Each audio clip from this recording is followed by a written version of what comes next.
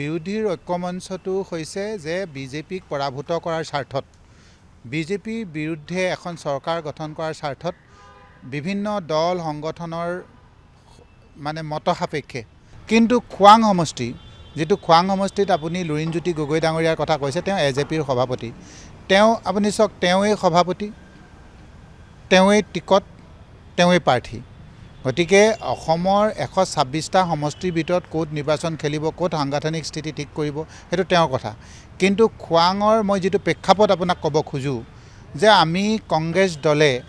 যেটো survey report হেতু report অনুসৰি খোৱাং হৈছে কংগ্ৰেছৰ উইনিং পসিবিলিটি থকা এটা সমষ্টি আৰু এটু কথা এটা একদম নিৰ্ধাৰণ হ'ব লাগে আমাৰ দলৰ যিখিনি পৰ্যালোচনা চলি আছে যে যোৱা 21ৰ নিৰ্বাচনত এজেপি দলে ইলেকশন খেলি নিৰ্বাচন খেলি এটা প্ৰবল কা আন্দোলনৰ পিছত যে যদি কেনেবাকে কোনোবা এটা সমষ্টিত সেকেন্ড পজিশন আছে যে বিজেপিৰ পিছত তেওঁ সেকেন্ড পজিশন আছে বা একেবাৰে কম হিচাপেও 30,000তকৈ অধিক ভোট পাইছে তেনেকুৱা সমষ্টিবিলাক যদি এৰি দিয়া যায় তেতিয়া আমাৰ কংগ্ৰেছৰ কৰ্মকৰ্তাসকলে স্যাক্ৰিফাইস কৰাটো অলপ সহজ হয় কিন্তু এটা খোৱাং সমষ্টিটো আপুনি সব খোৱাং সমষ্টিটো 21ৰ নিৰ্বাচনত তাত যিজন লৰাই এজেপিৰ পৰা প্ৰাৰ্থিত্ব আগবঢ়াইছিলে খেলিছিলে তেওঁৰ নাম আছিল সঞ্জীৱ চাংমাই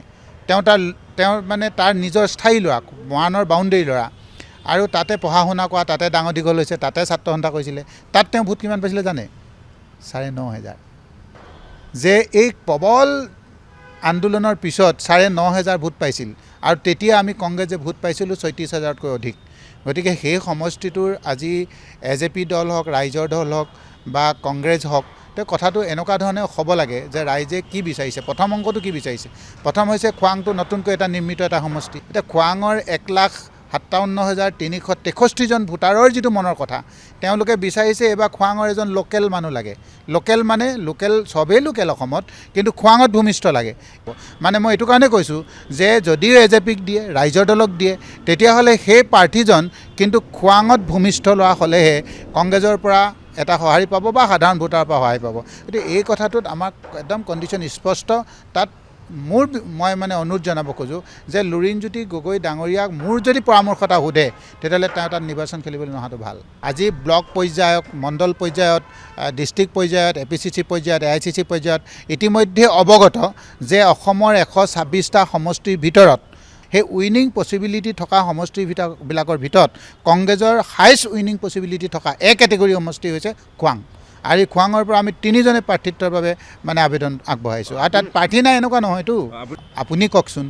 অসমৰ 126টা সমষ্টিৰ ভিতৰত এনেকুৱা এটা সমষ্টিৰ নাম কক যেটো সমষ্টিত অকলে খেলি এজেপি বা ৰাইজৰ দলে জিকিব মই শিৱসাগৰটো ইনক্লুড কৰি কলো অংকটো ক'ত মানুহৰ সিম্বলটো হৈছে হাত ফেষ্টটো হৈছে গৌৰৱ গগৈ ডাঙৰীয়া কোনো বেলেগ দলৰ অংক নাই এফালে হিমন্ত বিশ্ব শৰ্মা ডাঙৰীয়া থাকিব এফালে গৌৰৱ গগৈ ডাঙৰীয়া থাকিব এফালে পদুম ফুল থাকিব এফালে হাত থাকিব